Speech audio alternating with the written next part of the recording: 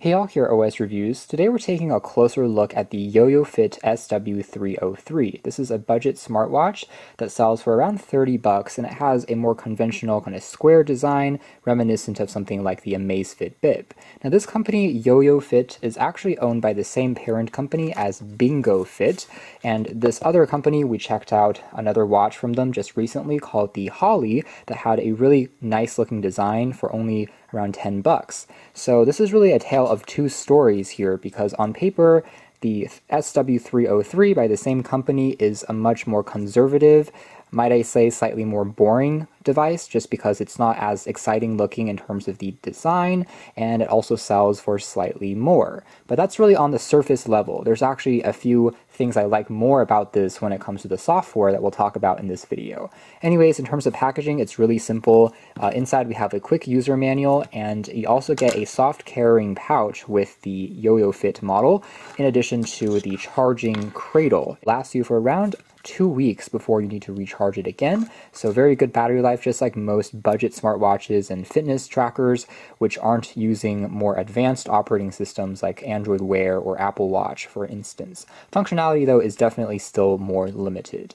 The good thing, though, is the body is constructed out of a aluminum alloy, so it does feel quite premium and solid. The back here features an optical heart rate sensor, the contacts for charging, the bands themselves are also removable, so you can swap it out for different designs, and there's a simple crown key that you can use to power up the watch. The display on the front here also has 2.5D curves at the edges. It's a tempered glass screen, and it is fully touch sensitive, so we can use it to interact with the various menus.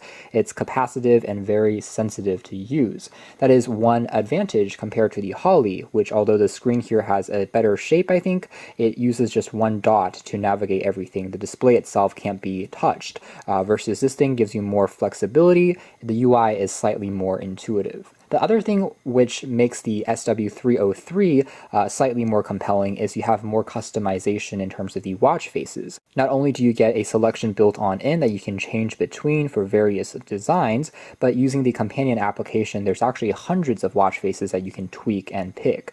That level of personalization is actually really rare to see on budget smartwatches, and typically only the larger brands such as Xiaomi or Huawei have the reserve to do that. What we get here is basic functions like step tracking, in addition to number of steps you've walked, calories burned, as well as your heart rate, but you don't get anything extra, like there's no built-in GPS, so if you're running outdoors, if you don't bring along the phone, you can't track your route on a map. Taking a closer tour at the UI here, we can basically swipe over from the right to take a look at our number of steps that we've walked during the day, swipe over again to see your last heart rate, and you can tap on it to begin a measurement. It takes about 20 seconds to complete a full test. You can also see your last tracked sleep activity in the night before. Now, in terms of sleep tracking, it is very similar to the Holly in the sense that it gives you a good rough estimation, but it doesn't track naps during the day, for example, only when you've fallen asleep during the preset times during the evenings. I did find the sleep tracking to be a little less accurate, surprisingly, than the Holly. It seemed to consistently track the hours that I slept to be about an hour less. And we'll talk about that more when we take a look at the companion application. Down from this main screen here to take a look at quick shortcuts. Things like dimming the display directly, it's a pretty intuitive control. There's even this flashlight mode which turns the display white, and if you're in a dark environment, it's actually quite effective. It's a neat little software trick that I wish more smartwatches would implement. And there's even the weather that you can see from your current location, as well as the weather in the next day that is synced over from the companion app. It actually works really well, so it's a nice little extra feature, weather information that the other smartwatch is lacking. Other than that, I can swipe down here to take a look at more advanced menus and options, things like notifications. It will display basic texts as well as social media messages that come through. We can also do things like take a look at sports. It can track some basic activities like walking, running, cycling. There's going to be jump rope, badminton, football, and basketball. So it's pretty limited. There's no swimming, for example, on here.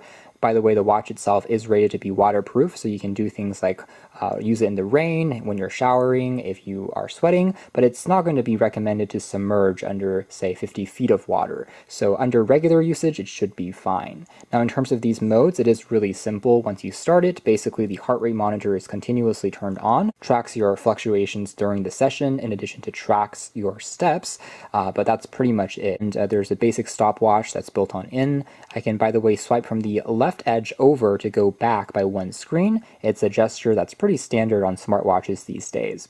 The watch, by the way, is very light and small, so it's going to fit well even for folks which have smaller wrists. Let's take a closer look at the companion app next.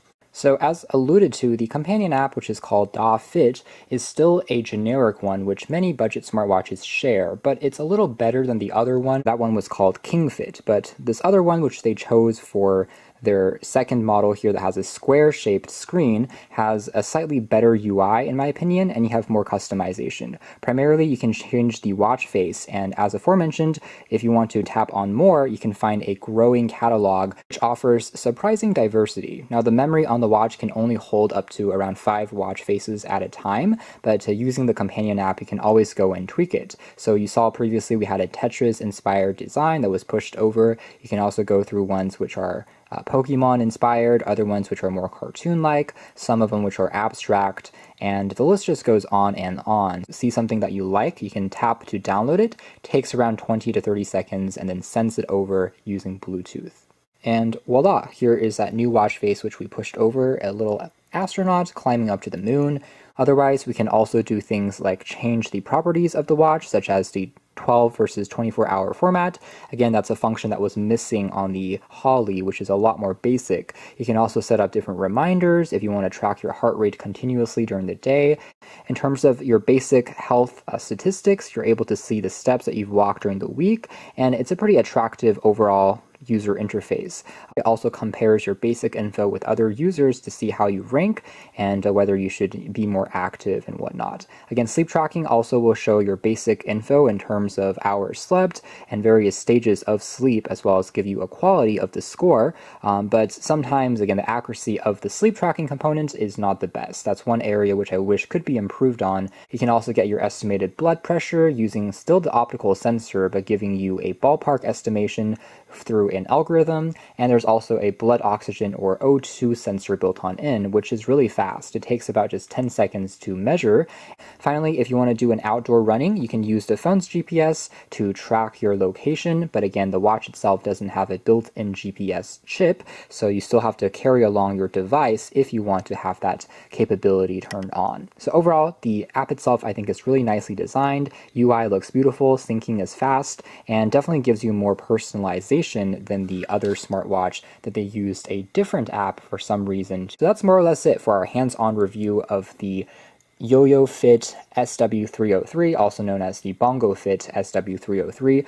It's a pretty typical looking smartwatch from a design perspective. It's nothing crazy. We've seen it many times already, but it's comfortable and feels well built. More than anything, it's the fact that you can customize the watch face in hundreds of ways through the application, which I think is pretty neat at this low price. Check out more details in the links down below, but for now that's been our video. Thanks for watching here at OS Reviews. That's been the SW303 budget smartwatch.